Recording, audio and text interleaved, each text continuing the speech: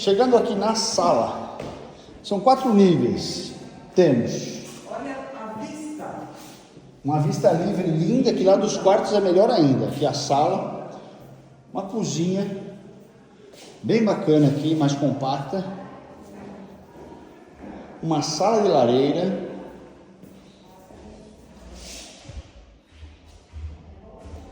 o gourmet dessa casa é bem interessante, hein? Bem amplo, interessante.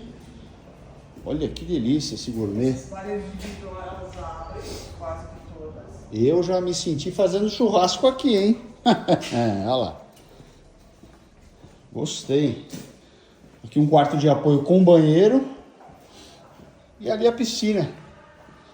Para você dar aquele mergulho refrescante. Vou mostrar aqui um panorama do fundo para a frente do imóvel.